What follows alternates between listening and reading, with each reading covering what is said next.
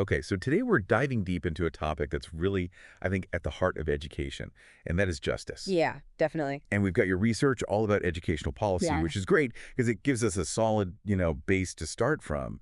But I think what's really interesting is this idea of how do you actually make fairness and equity and access like a real thing for all students, Right, exactly. not just something, that we say or that's written down somewhere. Absolutely. And I think, the research really highlights that justice in education, it's more than just like the legal stuff, right? Yeah, yeah. It's about really creating an environment where every student has a real chance to succeed, Right.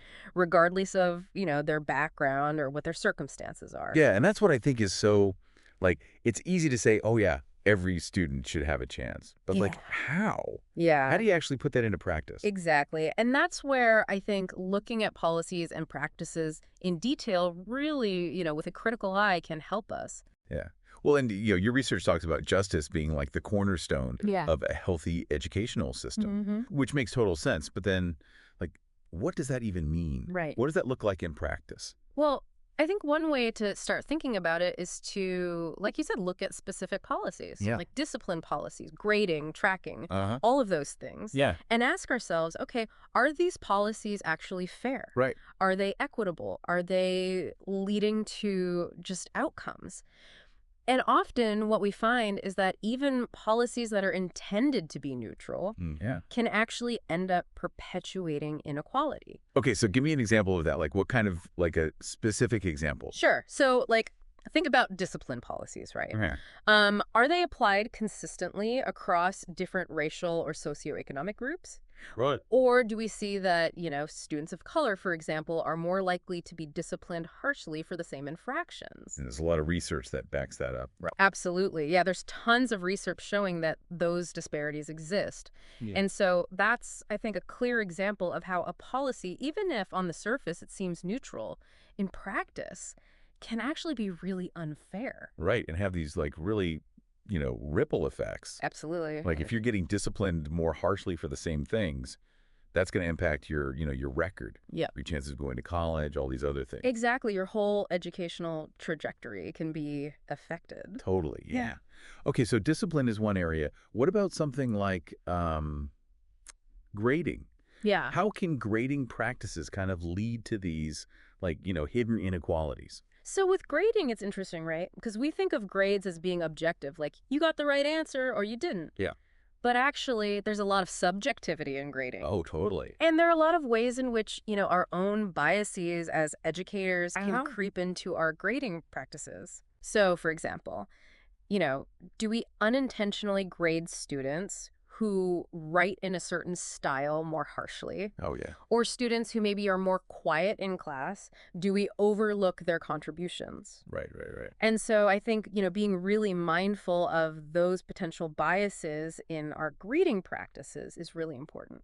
Yeah, and I think that's something that, even as a student, back in high school, I didn't think about. Yeah. I just kind of took it for granted that, oh, the teacher knows. Right. But now looking back, it's why there's so much, behind the scenes Yeah. that goes into, Yeah. determining those grades. Totally. Okay, so we've got discipline, we've got grading. What about this whole idea of tracking? Yeah, tracking's a big one. That always felt kind of iffy to me, even back in the day. Right. Yeah. And tracking is a really good example of a policy that, again, on the surface seems like, okay, we're just trying to put students in classes that are appropriate for their level. Right. But in practice, what we often see is that tracking can really limit opportunities for students. Okay, how so? So if a student is labeled as, low achieving early on, Uh-huh. they get put in a lower track. Yeah.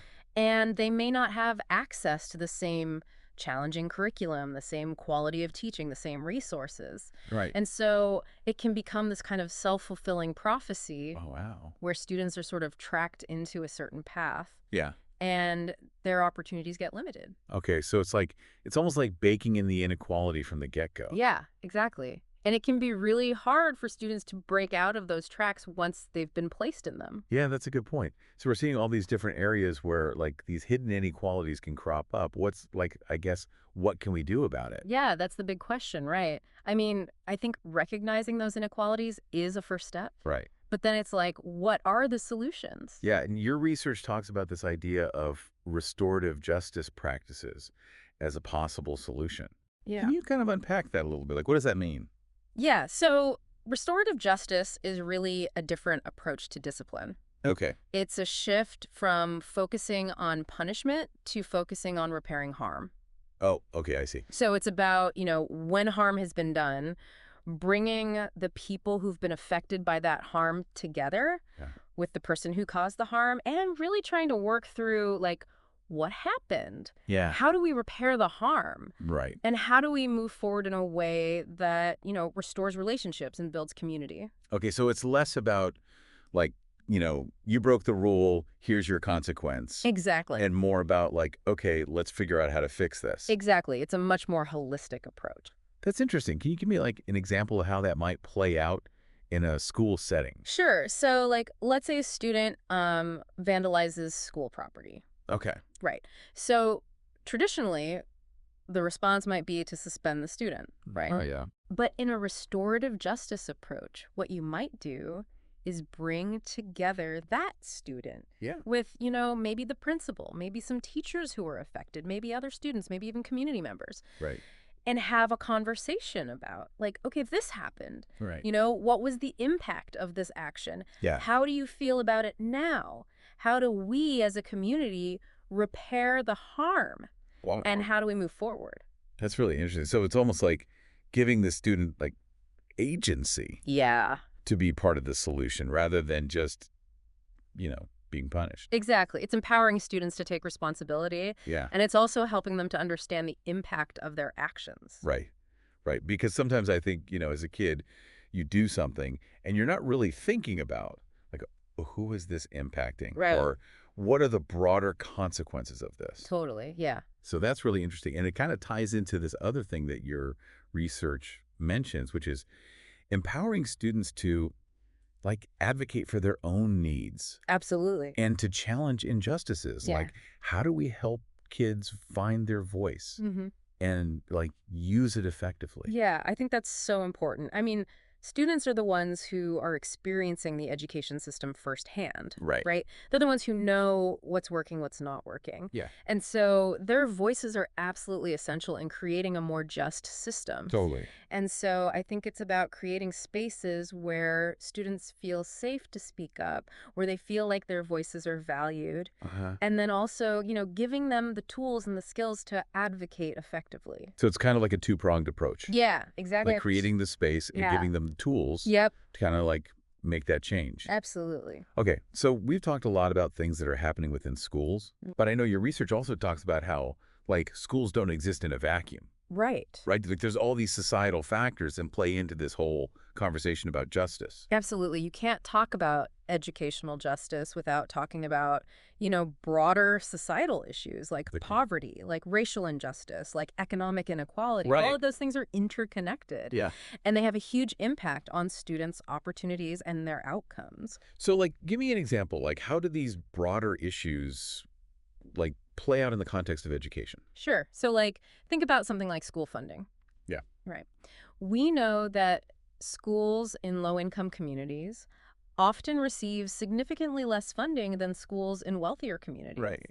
And that has a direct impact on the quality of education that students receive. Right. They might have fewer resources, fewer teachers, larger class sizes. Right. And so, even if those schools are doing everything they can to create a just and equitable environment, Yeah. those external factors All right. are going to have a huge impact. So it's like you can't just focus on what's happening inside the school building. Exactly. You have to look at the whole picture, Yeah. right? The whole context. The community, the resources, all of that. Absolutely. So we've covered a lot of ground today, yeah, we have. from, like, these hidden inequalities to, like, how do we actually change things? Mm-hmm. And it seems like educational justice it's complex. It is. There's a lot of pieces to it. There are a lot of moving parts. Yeah. But I think, based on your research, it's also, like, really crucial. Absolutely. It's something we have to keep talking about and keep working towards. Yeah. And I think it's important for everyone to be involved in this conversation, right? Yeah. It's not just educators, it's parents, it's community members, it's policymakers. Right. It's really a collective effort to create a more just education system. Totally. So I guess maybe a final thought for folks to kind of chew on is if you could change one policy in your local school system to make it more just, Uh-huh. what would it be? Oh, that's a good one. Yeah. Like, what's the one thing that you think would make the biggest difference? Yeah, that's a great question to kind of like leave everyone with. Yeah, something to ponder.